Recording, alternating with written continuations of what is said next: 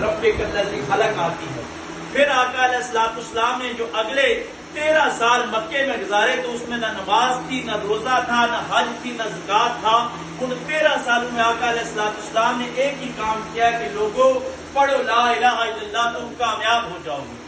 آج دنیا اس بات پہ پہنچ چکی ہے کہ اگر آپ سچ بولیں اور امانت کا خیال رکھیں اور اس کے بعد اگر آپ لا الہ الا اللہ پڑھنا شروع کر دیں تو آپ کے دل کے اندر ایک نورانیت پیدا ہو جائے گی اور آپ کی زندگی میں ایک طمانینت آ جائے گی کہ انقلاب برپا ہو جائے گا۔ 13 سال اس لا الہ الا اللہ کی محنت کرنے کے بعد پھر آقا علیہ الصلوۃ والسلام نے مدینہ ہجرت کی، اور جو آخری 10 سال تھے اسی میں ہی آقا علیہ الصلوۃ والسلام نے نماز، روزہ، حج اور زکوٰۃ کے احکامات جتنے بھی ہیں وہ ظاہر کیے۔ گویا کہ پہلا جو لازمی جو تھا یہ کلمہ شریف تھا۔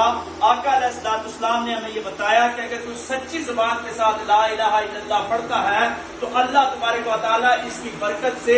اگر وہ درخت کو حکم دیتا ہے تو درخت کی اپنی جگہ کو چھوڑ کر دوسری جگہ پہ چلا جاتا ہے۔